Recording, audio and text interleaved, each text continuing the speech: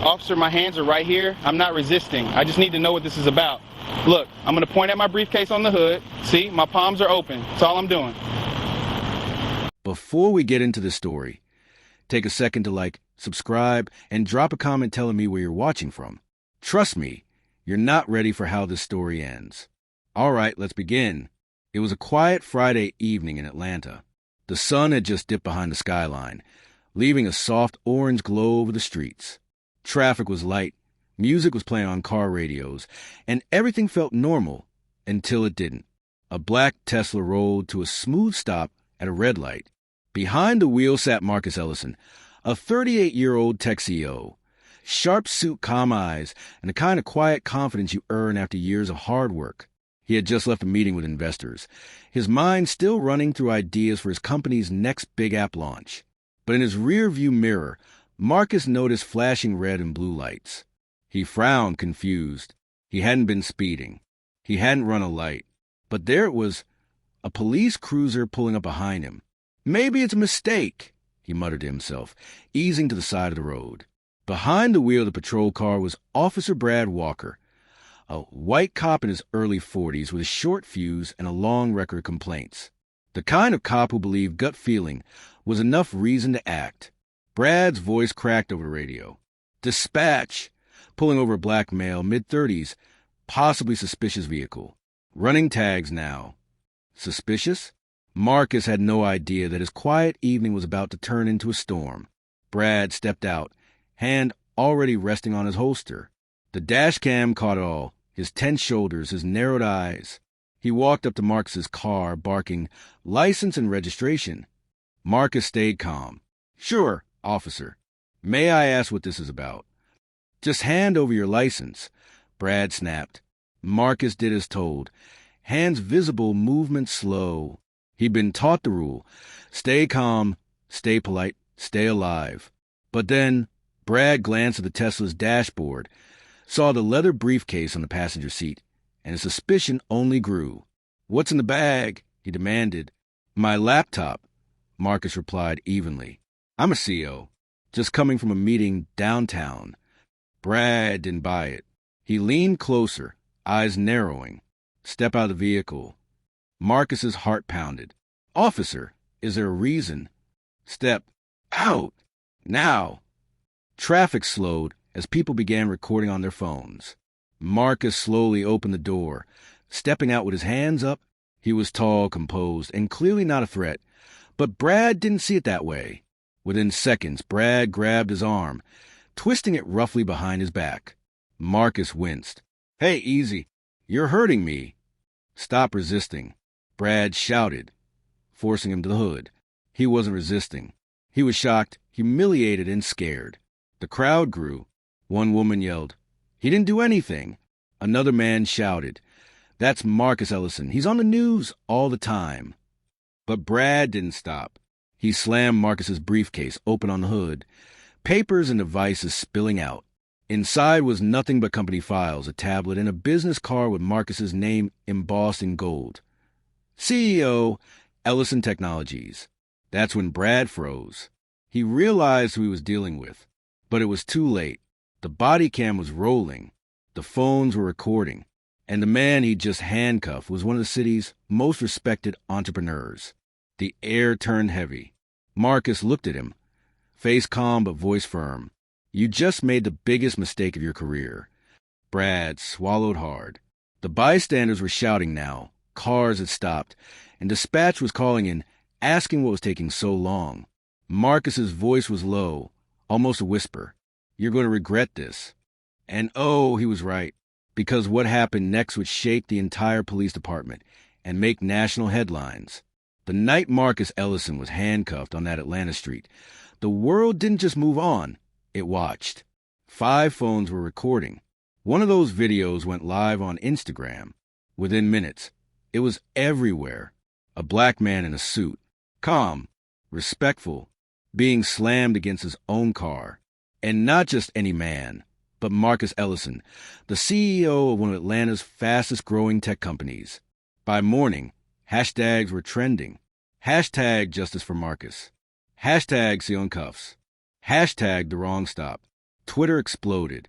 News outlets picked it up. Even celebrities began speaking out. But let's rewind for a moment back to that night. After Brad Walker realized who Marcus was, he tried to smooth it over.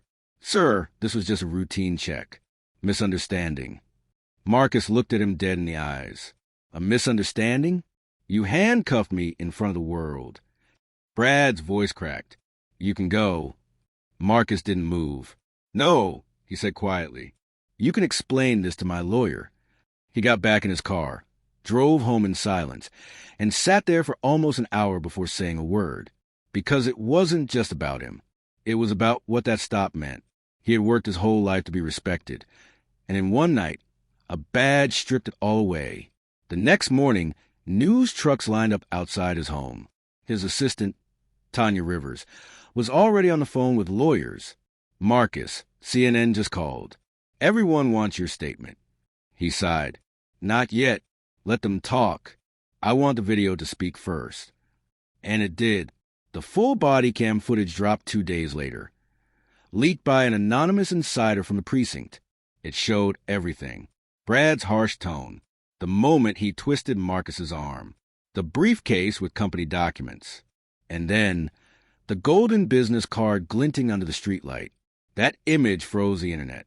A man of success, dignity, treated like a criminal because of his skin. The police department tried to control the fire. Their statement read, "Officer Walker conducted a lawful stop based on suspicious activity. We are reviewing the matter internally." But nobody was buying that. Protesters filled the streets outside the precinct. They held up signs reading, "CEOs have rights too, and professional doesn't mean protected." Every news anchor, every podcast, every talk show, they all asked the same question. How could this still happen? Meanwhile, Brad Walker was placed on administrative leave. He thought it would blow over, but it didn't, because Marcus didn't stay silent. He stood before cameras on live TV, his voice steady. "This isn't about anger. It's about accountability. I was treated like a threat because of how I look, not who I am, and I won't rest until that changes."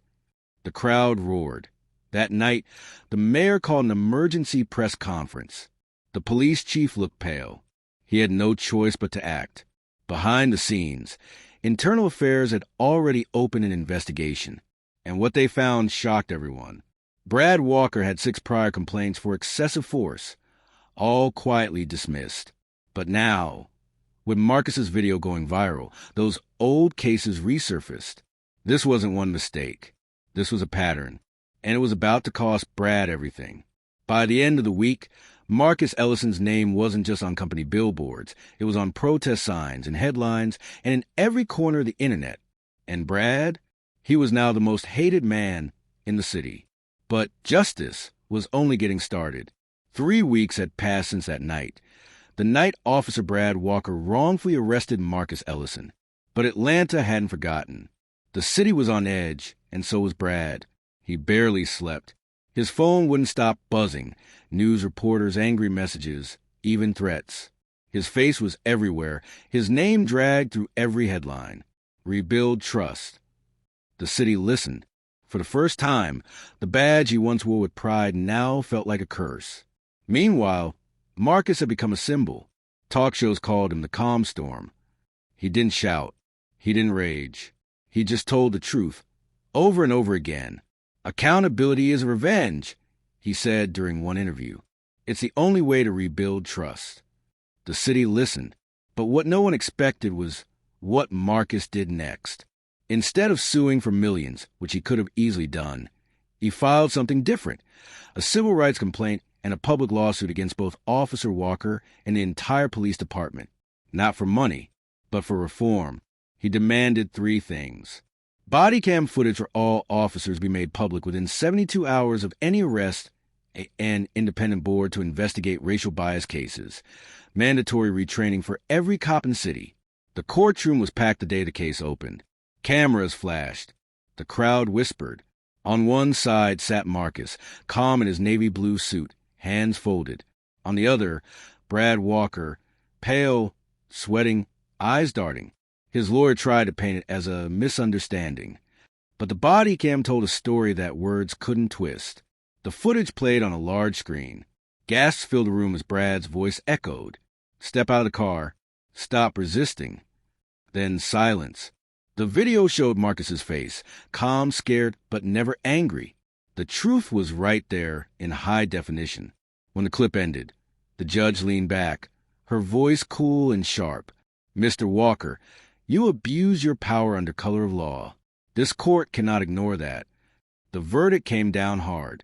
Brad Walker was fired, charged with misconduct, and banned from law enforcement for life.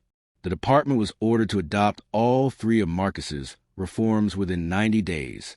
The crowd outside erupted in cheers. News broke nationwide. Atlanta court delivers landmark justice for wrongful arrest. Later that evening, Marcus stood outside the courthouse, looking out at the cameras and the cheering crowd. He wasn't smiling for fame. He was smiling because finally something had changed. A reporter asked, "Marcus, do you forgive Officer Walker?" He paused for a long moment, then said, "Forgiveness isn't for him. It's for me. But forgetting? That's not an option. Because next time, it might not be me. It could be someone without a camera, and that's why we keep fighting." The crowd clapped, and the chant began to rise. Justice, justice, justice. Brad Walker watched it all from the courthouse steps, head down, regret heavy in his eyes. For the first time, he truly saw the man he had wronged, not as a suspect, but as a human being. That night, Marcus drove home again in his Tesla, this time free, proud, and at peace. The same streets, the same city, but a very different world. As the camera faded to black, his voice played over the scene. Power means nothing if it isn't used with respect. And respect starts with seeing people as people. And that's the story of white cops' reckless arrest of black CO ends in disgrace. If you believe in justice, accountability, and change, make sure you like, share, and subscribe. And tell me in the comments, what lesson did this story teach you today? Because stories like this remind us all that truth might take time, but it always finds its way into the light.